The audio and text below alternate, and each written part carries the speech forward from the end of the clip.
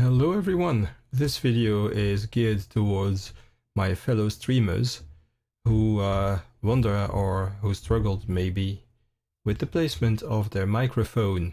This is a video about microphone placement and how you can best position your microphone and orient your microphone and use whatever tips and so on. So you probably have seen other videos on the web, on YouTube and so on, explaining for certain purposes which microphone to use and how to position it and how to place it. This video is not about which microphone to buy and which gear you have to buy. It's if you have the gear, how to use it and how to position it. Also, all the advice you see on YouTube, is it necessarily good advice or not for what you want to do? There are many things you can do with microphone setups and recording audio that's not necessarily geared towards streaming. Streaming involves having part of you visible on the screen or not, and if it's visible on the screen, then the position of the mic is rather important so that it's out of your way. Also, if you want to be streaming, you want probably to avoid excessive noise with the keyboard while you use it. So, I mentioned you want to have the microphone out of the image. One way to achieve that is to zoom in more on you with the webcam or the camera setting that you're using, and to use a mask on your OBS Studio or whatever stream software you use so that you're masking out everything that's around you. Like you see, I'm moving my hands here. They're being cut off on the sides. Normally, I'm not moving my hands like that. I have my hands on the keyboard while I'm streaming, so you wouldn't see that. This is actually initially done to hide the edges of my green screen. But meanwhile, I changed my green screen positioning, and I don't really need that anymore. By the way, I'm going to deactivate this mask immediately, so that you can see the entire microphone setup in a minute. So you could hide that with zooming in on yourself, having the mic not in front of you or not between you and the camera, and masking out everything that's excessive around you. So let's already get rid of that mask so that you can see the microphone here. Also, what you can do is most of the microphones are black. Not all the time. Sometimes they're silver, bad luck. But then, again, if it's black, like many microphones, what you can do is if it's close to you, or if you want to have it that close that you can't really hide it from the image, you can always have a black background. So if I try to show you that, if I turn the background into black, all of a sudden you only see the glare on the microphone from my lighting, but you don't see the microphone that much anymore. It's less prominent. It's less disturbing in the image. So let's go back to the wide view so that you can see everything, because I want to show you the microphone setup. So the best positioning is not in front of you, because if you have your microphone in front of you, which I'm going to show you in a minute, the problem that you have is the plosives. So when you speak, there's air coming out of your mouth. The air comes sometimes downwards when you are breathing through your nose. When you talk, they go up like this. If you're looking down while you type, it's going down like this. If you're looking up at the screen, it's going up there. So you have a whole line in front of you of air popping out while you talk and breathe. So if your microphone, I'm going to move it so it's going to make some noise in the spring. So I have some kind of boom arm here. That's like the old desk lamps. So if I have the microphone right in front of me, which is probably not good, it's probably going to have some plosives. What you will need then, like everybody shows you on YouTube and everything, is okay, then you use a pop filter so you can speak closely and you don't have these plosives. So that's very nice for the sound, but you have the image. This circle is in front of my face again, so that's not what you want. If you want to be visible, you will probably don't want to have something in front of you and the camera, and then when you talk, what is this? This is in the way. You don't want this. So if you want to have a good microphone recording quality, you don't use a pop filter that's between the camera and yourself, because that just messes up the image. It's just standing in your way. People see this big black thing plus a microphone and everything, and you're somewhere far behind it. Also, keep in mind that your camera is very often very close to you. So photographically speaking, the relative distance between the camera and the microphone is way shorter than the camera and your face at that point, so that makes these things even worse. Anyways, if you talk next to your microphone, not into the microphone, but away from the microphone.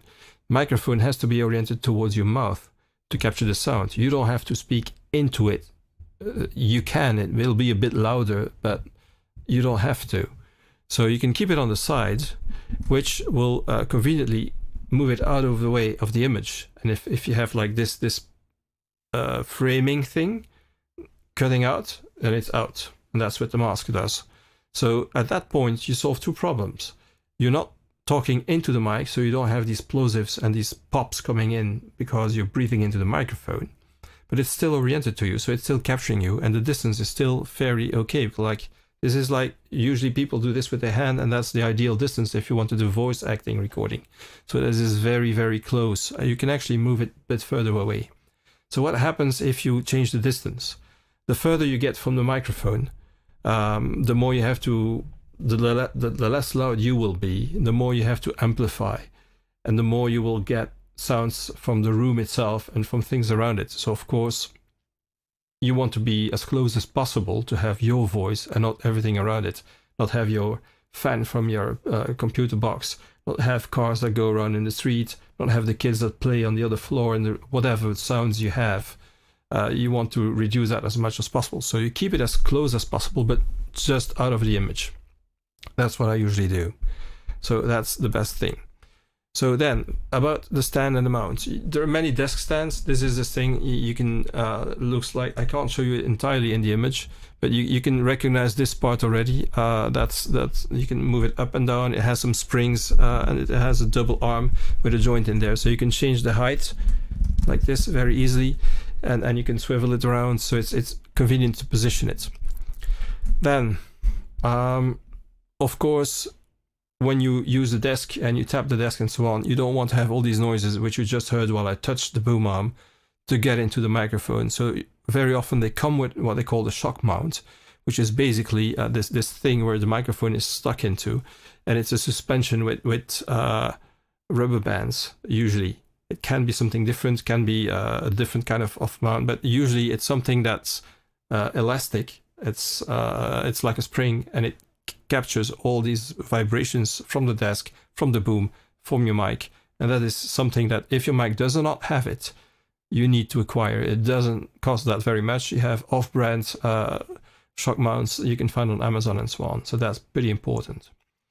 So then, once it's not in front of you and it's on the side and out of the view, you can still change the height. And very often people keep a microphone below them, which is not necessarily a good thing. Normally, if you want a microphone to reproduce a sound as if somebody is hearing you, as if it's a person that's next to you with whom you're talking, what is the height of their ears? Their ears are usually just below the eyes. So if you want to be heard like somebody that's sitting next to you, more or less at the same level, you would keep the cell of your microphone. In this case, it's here. You can see it in the grid sometimes. I can, in this case. The cell has to be oriented towards you all the time. So if I swivel that around there, I pivot it more like that. But I keep the cell at the height of my eyes or a bit below.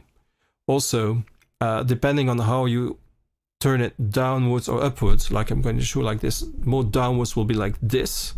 So it will capture not only my voice, which is still within the cardioid pickup pattern, but it will also capture more of my chest, which will bring up more bass, more natural bass. So it will sound more naturally.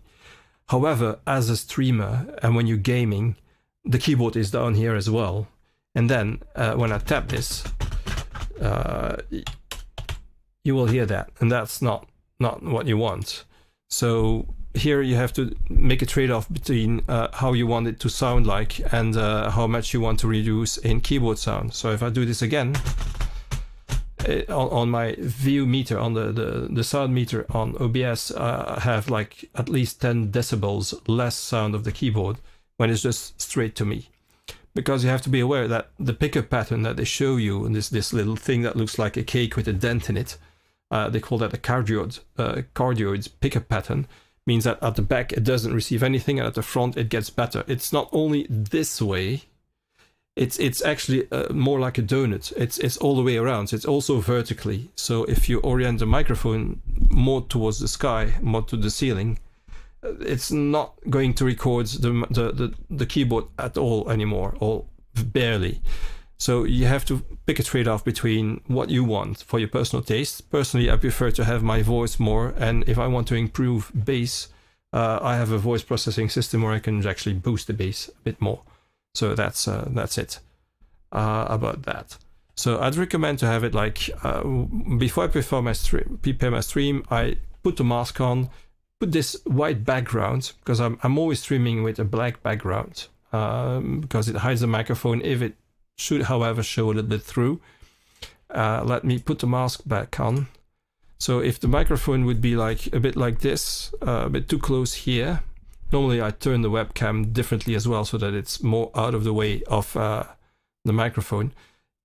But even then, if there's still like a little bit showing up like that, if I change the background into black, it's gone. Although it's still in the image. Strictly speaking, you could see the microphone if you boost the brightness of your monitor here, so that you can see slightly differences in black between this microphone and the plain black color that I put on. You could see this coming out, but that's not what people do when they watch on Twitch. So you can actually afford having bits of the microphone still visible here, so that the microphone is a bit closer to you. So that's about it for the positioning. Let me have a quick look here at all the topics that I wanted to talk about. Then the processing. Something I recommend strongly to do is, there is, at least in OBS Studio, I guess in the other streaming applications as well, there is a possibility to add a filter, to add compression, to add a expander or a noise gate. I recommend using at least the compression, because when you're gaming, at some point there's always emotion, and then you start either talking louder or you try to talk to someone else in the game and they don't hear you very well, and naturally you're going to raise your voice. And sometimes you want to whisper or you want to talk a bit less loud. And that will make a big difference on how the audience is hearing you. So to alleviate that, or to mitigate that, rather said, when you're whispering, you still want your audience to hear you and understand you. And when you're yelling, you don't want to have everything clipping out. So compression is going to help with that. I'm not going to detail in this video how to do compression. There are probably other videos about that on the web. I'll check it out. If not, I'll make a dedicated one, but I'm pretty sure there's a lot about compression in not necessarily on streaming videos, but on audio processing. And a noise gate is very simple. There are many different ways to do noise gating, sorry.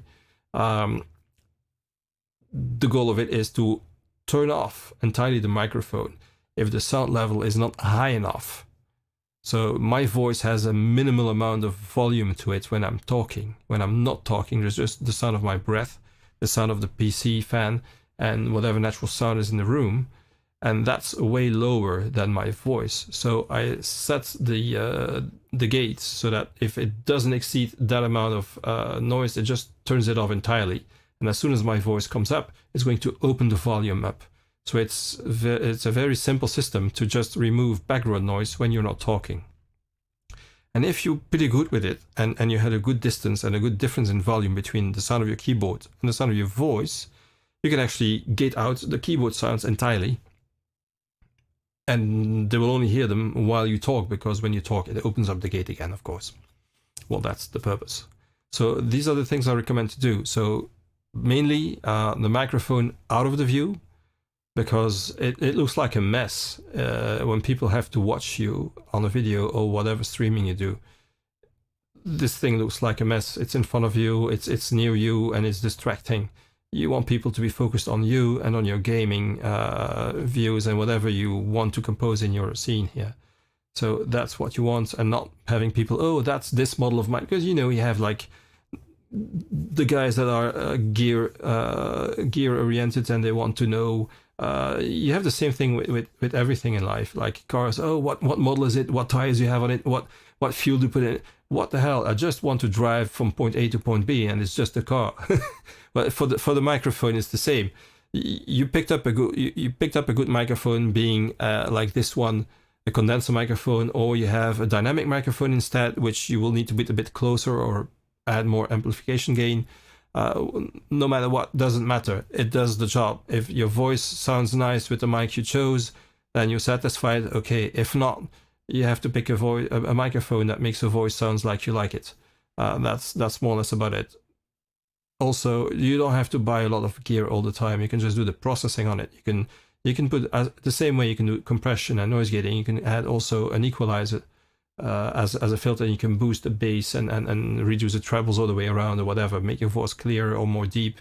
You can do that with OBS in the software. There's a VST plugin. There are free plugins for whatever. So you don't have to go out and buy another mic each time you think, oh, it doesn't sound right. A microphone, if you want a good one, is still a certain investment. So with your mic, you're happy with this. You can do the processing. It has to be out of the way. People don't have to see it. People don't have to be able to comment on it. Oh, you have this or that. Well, are you happy or not? If somebody asks you, what are you using? Are you happy with it? You can always say it. But it's not the goal that it becomes a point of attraction while you're streaming. While you're streaming, what do you want people to look at?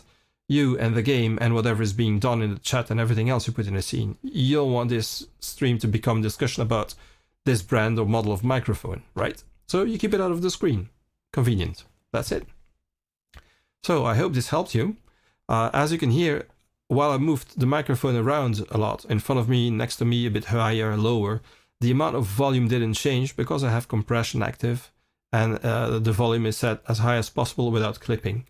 So you don't need to have the microphone in front of you to be audible. You can put it like this. You talk next to the microphone or you talk away from the microphone, not into the microphone. You don't need a pop filter anymore. So this thing, let me put the white screen on again. So this thing, I don't need it anymore. It's currently, I have two of these. One I got with the kit and this one I bought separately when I bought my first microphone. This one is just picking up dust in the closet here. I'm no longer using it at all. So, and it's a very good one, by the way, if you want to use it and if you need to use it. It's a double one. So you have a little film here and another one here. And you see there's a separation. There's one here. You see it through, yep, like this. There's one here and there's another filter here. So it's a double one. It's very effective. But nonetheless, you don't want to have it in the view. If you want this to be effective and useful, it's when you actually talk into it. So mine is gone. I have a few of them. I no longer use this. I just, even now I'm doing voice recording off screen, I'm talking next to a microphone. I no longer use a pop filter. You don't need a pop filter for these things.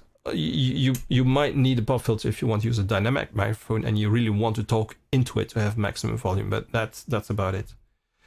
Or it's like an extra safety. It's like belts and suspenders at the same time. Why? I mean, it's just standing in the way. So I hope this helps. Have a nice stream, position your mic correctly, and have fun with it. Thank you for watching, and if you like and you want to help me out, share the video, subscribe, like, whatever you like, and that's it. Take care. Bye-bye.